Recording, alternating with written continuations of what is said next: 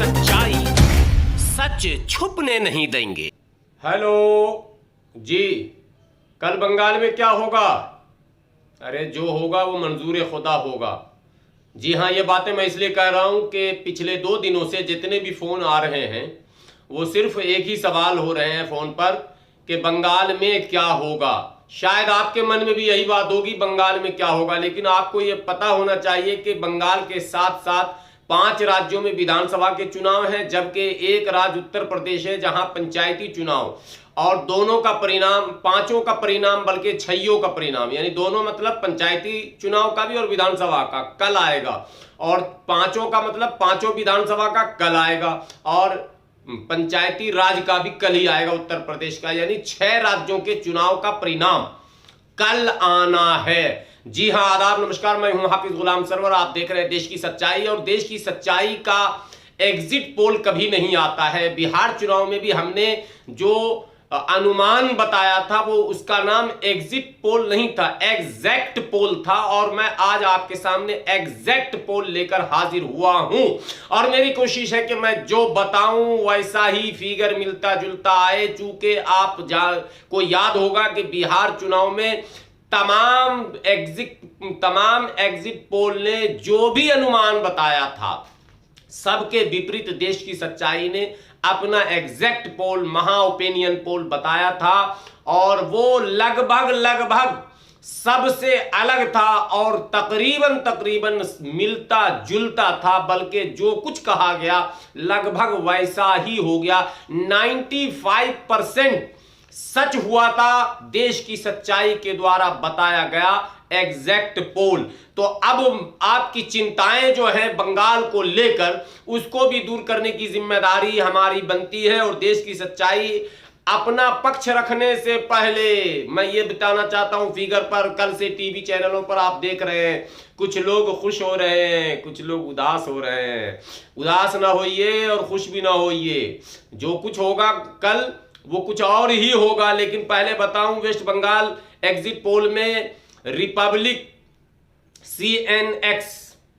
CNX बता रहा है टीएमसी को 128 से 138, बीजेपी को 138 से 148 और लेफ्ट को 11 से 21 के बीच। यह है रिपब्लिक सीएनएक्स का एग्जिट पोल। आगे टाइम्स नाउ कह रहा है टीएमसी को 158, बीजेपी को 115, लेफ्ट को 19। जी हाँ, ये टाइम्स नाउ का है। तीसरा है एबीपी सी वोटर्स। जी हाँ, ये टीएमसी को 152 से 164, बीजेपी को 109 से 121 और लेफ्ट को 14 से 25। और चौथा है जन की बात का कहना है कि टीएमसी 118 से 134, बीजेपी 150 से 162, लेफ्ट 10 से 14। जबकि टुडे चाणक्य का कहना है टीएमसी 169 से 191, बीजेपी 97 से 119, लेफ्ट जो है वो 4 और अदर्स 3। जबकि आज तक एक्सिस जो है उसका कहना है 132 से 156 टीएमसी, बीजेपी 134 से 160, लेफ्ट सिर्फ 2 और अदर्स 1।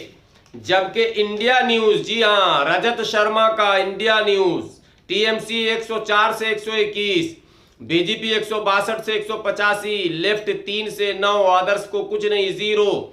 जबकि दूसरा इंडिया टीवी पीपी ये बता रहा टीएमसी को 64 से 88, घबरा गए ना, बीजेपी 173 से 192 और आईएनसी लेफ्ट प्लस 7 से 12, अदर्स को 0। न्यूज एक्स बताता है 152 से 162 टीएमसी, 115 से 125 बीजेपी और 16 से 26 लेफ्ट प्लस कांग्रेस। सुन लिया आपने सबका।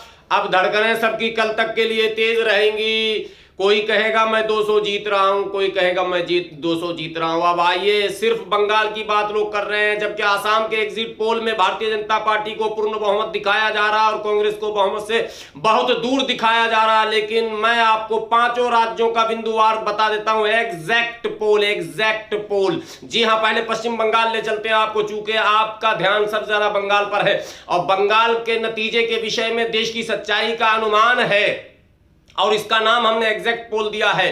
टीएमसी को सिर्फ 50 सीटें मिलने जा रही हैं बंगाल में और भारतीय जनता पार्टी को 210। भारतीय जनता पार्टी को 210 और टीएमसी को सिर्फ 50, बाकी सीटों पर कांग्रेस और लेफ्ट गठबंधन। अब आप चौंकेंगे नहीं, फिर इसको उलटिए थोड़ा सा, टीएमसी को 190 और भारतीय जनता पार्टी को 60। अब आप कहेंगे इस तरह का क्यों दिखा रहे हैं? जनता की बात अगर माने, मतदाताओं की बात अगर माने और ग्राउंड से जो रिपोर्टें आ रही हैं उसको अगर माने और जो आम मतदाताओं की भाषा है, जो आम मतदाताओं की बोली है, जो आम मतदाताओं ने बयान दिया है उसको अगर माने तो टीएमसी को 190 प्लस सीटें मिलनी तय है। यह देश की सच्चाई का अनुमान है और एग्जैक्ट पोल बताया जा रहा। लेकिन चूंकि कोरोना आ चुका है और कोरोना काल में असम में पहले ही नाइट कर्फ्यू लगा दिया गया, कई चुनावी राज्यों में नाइट कर्फ्यू लगा दिया गया, उत्तर प्रदेश में पूर्ण लॉकडाउन लगा दिया गया है और बंगाल में भी कुछ शर्तें लागू कर दी गई हैं। शायद वहां नाइट कर्फ्यू का ऐलान भी हो जाए, लेकिन सख्तियां बढ़ा दी गई हैं और स्ट्रांग रूम पर केंद्रीय सशस्त्र बलों को नियुक्त किया गया है। वहां राज्य पुलिस के अधिकारियों का कुछ भी नहीं सुना जा रहा है। तो स्ट्रांग रूम से लेकर काउंटिंग रूम तक जो कुछ खेल होगा, जो खेला होवे, दीदी ने कहा था वो खेला होवे, जो होना था वो हो चुका। असल खेला होवे जो है वो काउंटिंग में होना है। और ईवीएम पर जो आरोप लग रहे हैं कि ईवीएम में बटन दबाओ अगर तृणमूल का तो दब जाता है भाजपा का, ये तो एक अलग चैप्टर है। अभी जो सबसे बड़ी आशंकाएं हैं, सबसे बड़ा भय है, सबसे बड़ा डर है वो ये है कि मशीनें बदली जाने की संभावनाएं प्रबल हो चुकी हैं। चूंकि भारतीय जनता पार्टी ने यह ठान रखा है कि चाहे प्रलय आ जाए लेकिन पश्चिम बंगाल पर मुझे कब्जा करना है। उसने जितनी उसके पास ताकत थी, साम दाम दंड वेद, सारे उद्योगपति, सारी मशीनरी, सारी मीडिया और सारे नेताओं को झोंकने के बाद भी और कोरोना में पूरे बंगाल को झोंकने के बाद भी ठान रखा है कि चुनाव जीतना है। लेकिन उसके बावजूद भी जो पब्लिक ओपिनियन है वो ये बता रहा है कि टीएमसी को 190 से ज्यादा सीटें मिलने जा रही हैं। लेकिन भारतीय जनता पार्टी अगर अपने चाल में सफल हो गई तो टीएमसी को मात्र 50 सीटें मिलेंगी और भारतीय जनता पार्टी 200 से अधिक सीटें जीतने में सफल हो जाएंगी। इसलिए अगर इस परिणाम को बदलना है और जो देश की सच्चाई बता रही है 190 प्लस, अगर वही परिणाम रखना तो टीएमसी के सारे प्रत्याशी आज से ही स्ट्रांग रूम से लेकर काउंटिंग रूम तक के सारे मैनेजमेंट को पूरा कर लें और ये मांग कोर्ट से करें कि चुनाव काउंटिंग को पारदर्शी किया जाए और काउंटिंग के पल पल की रिपोर्ट आम जनों तक कैसे फ्लश हो इसकी व्यवस्था की जाए। ये हो गया मेरा एग्जैक्ट पोल, जिसको आप समझ गए होंगे। और असम में यह दिखाया जा रहा है कि भारतीय जनता पार्टी पूर्ण बहुमत की सरकार बना रही है, तो असम में भी खेल बिल्कुल यही होना है, दूसरा और कुछ भी खेल नहीं है। अगर असम का ग्राउंड रिपोर्ट आप जानने की कोशिश करेंगे, आसाम के लोगों के मन की बात अगर आप सुनेंगे, आसाम के मतदाताओं का बयान अगर सुनेंगे, तो आसाम में कांग्रेस गठबंधन को 2/3 बहुमत मिलने जा रहा है। कांग्रेस गठबंधन को 80 से भी ज्यादा सीटें मिलने की संभावनाएं व्यक्त की जा रही हैं। लेकिन तमाम चैनलों के एग्जिट पोल जो है कांग्रेस को बहुमत से बहुत दूर दिखा रही है और भारतीय जनता पार्टी को 2/3 बहुमत से भी ज्यादा सीटें दिखा रही है। इसके पीछे भी ये चाल है, वहां भी हेरा फेरी की संभावनाएं हैं। और असम के प्रत्याशियों से भी देश की सच्चाई ये विनती करती है कि आप सजग और सावधान होकर इस काउंटिंग को पारदर्शी करें ताकि आपके पक्ष में नतीजा आए। अगर केरल की बात करें तो वहां भारतीय जनता पार्टी की कोई रुचि नहीं है और वहां भारतीय जनता पार्टी को 1 से 3 सीटें मिलने की संभावना है, जबकि वहां लेफ्ट गठबंधन जो है वो बहुमत की ओर बढ़ता चला दिख रहा है और कांग्रेस गठबंधन वहां उसके पीछे पीछे चलती हुई दिख रही है। जबकि तमिलनाडु आप आए तो वहां कांग्रेस गठबंधन पूर्ण बहुमत प्राप्त करने में सफल हो रही है। वहां स्वर्गीय करुणानिधि की पार्टी डीएमके प्लस कांग्रेस को 2/3 से भी ज्यादा सीटें मिल रही हैं और भारतीय जनता पार्टी के समर्थक दल बहुत पीछे चल रहे हैं। बात अगर पुडुचेरी की करें तो वहां कांटे का टक्कर है, वहां भारतीय जनता पार्टी और कांग्रेस में कांटे का टक्कर है।